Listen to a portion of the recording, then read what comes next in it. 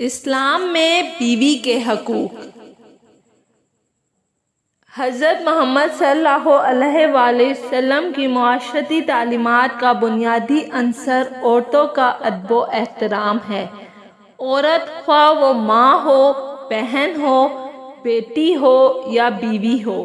یا کہ معاشرے میں کسی کی بہن بیٹی ہو، ایک شوہر پر بیوی کے حقوق کے بارے میں حضرت جابر رضی اللہ تعالیٰ عنہ سے روایت ہے کہ حجۃ الوداع میں یوم عرفہ کے خطبے میں سرکار دو عالم صلی اللہ علیہ وآلہ وسلم نے یہ ہدایت بھی دی کہ لوگوں،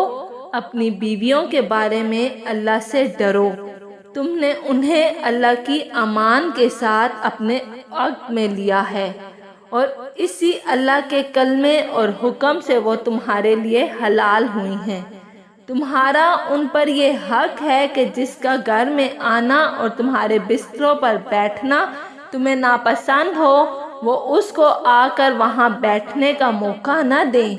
بس اگر وہ ایسی غلطی کریں تو ان کو تنبیہ تادیب کے طور پر تم سزا دے سکتے ہو،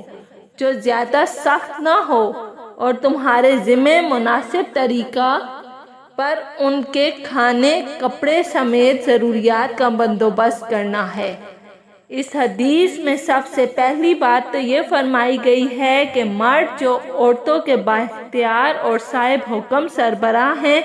وہ اپنی اس سربراہی کو خدا کے مواخذہ اور مسائل سے بے پرواہ ہو کر عورتوں پر استعمال نہ کریں، اور ان کے معاملے میں خدا سے ڈریں، اور یاد رکھیں کہ ان کے اور ان کی بیویوں کے درمیان خدا ہے، اسی کے حکم اور اسی کے مقرر کیے ہوئے ضابطۂ نکاح کے مطابق وہ ان کی بیوی بنی ہے اور ان کے لیے حلال ہوئی ہے، اور وہ اللہ کی امان میں ان کی متحد بنائی گئی ہیں، یعنی ان کی بیوی بن جانے کے بعد ان کو اللہ کی امان اور پناہ حاصل ہے۔ اگر شوہر اس کے ساتھ ظلم اور زیادتی کریں گے تو اللہ کی دی ہوئی امان کو توڑیں گے اور اس کے مجرم ہوں گے۔ سرکار دو عالم صلی اللہ علیہ وآلہ وسلم کے اس جملے نے بتایا کہ جب کوئی عورت اللہ کے حکم کے مطابق کسی مرد سے نکاح کر کے اس کی بیوی بن جاتی ہے تو اللہ اس کو ایک خاص امان حاصل ہو جاتی ہے۔ یہ عورتوں کے لیے کتنا بڑا شرف ہے، اور اس میں ان کے سربراہ شوہروں کی کتنی سخت آزمائش ہے کہ ان کی بیویاں اللہ کی امان میں ہیں۔ شوہر ظلم و جبر کرتے وقت اس بات کو یاد رکھیں۔ اس کے بعد فرمایا گیا ہے کہ شوہروں کا بیویوں پر یہ حق ہے کہ جن مردوں یا عورتوں کا گھر میں آنا اور بیویوں سے بات چیت کرنا انہیں پسند نہ ہو، بیویاں ان کو گھر میں آنے کی اجازت نہ دیں۔ آگے فرمایا گیا کہ اگر وہ اس کی خلاف ورزی کریں تو مردوں کو ان کے سربراہ کی حیثیت سے حق ہے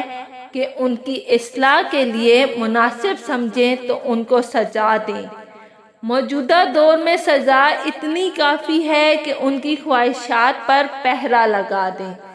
آخر میں فرمایا گیا کہ بیویوں کا شوہر پر یہ خاص حق ہے کہ ان کو کھانے، کپڑے وغیرہ کی ضروریات اپنی حیثیت اور معاشرے کے دستور کے مطابق پوری کریں۔ اس معاملے میں بخل و کنجوسی سے کام نہ لیں۔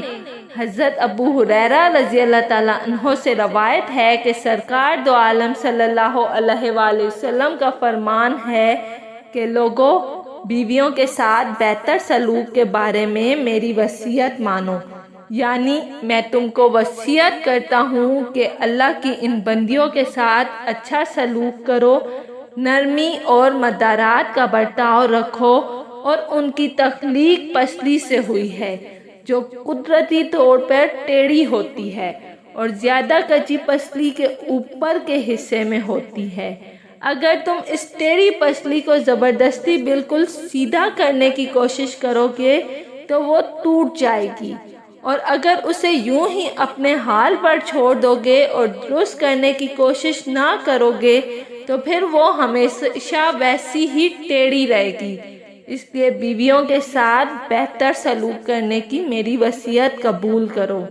اس لیے شوہروں کو چاہیے کہ وہ عورتوں کی معمولی غلطیوں اور کمزوریوں کو نظر انداز کرتے ہوئے ان کے ساتھ بہتر سلوک کا برتاؤ کریں۔ اس طریقے سے ان کی اصلاح بھی ہو جائے گی۔ تاہم یہ یاد رکھیں کہ بیوی قدرت کا انمول تحفہ ہے جس کا کوئی نعم و بدل نہیں۔ بیوی سکون جسم و جاں ہے، بیوی راحت اور آرام کا بے مثال تصور ہے۔ بیوی سے مرد نہ صرف سکون حاصل کر سکتا ہے بلکہ دن بھر کی تھکن کا بھی احساس نہیں رہتا، اور اس کے ساتھ ساتھ بیوی کی قربت سے بھی بڑے سے بڑے مسئلے بھی حل ہو جاتے ہیں۔ اللہ پاک شوہروں کو اپنی بیویوں کے ساتھ اچھا برتاؤ کرنے کی توفیق عطا فرمائے، اور اللہ تعالی ہم سب کو اپنے فرائض اور حقوق اچھے طریقے سے ادا کرنے کی توفیق عطا فرمائے،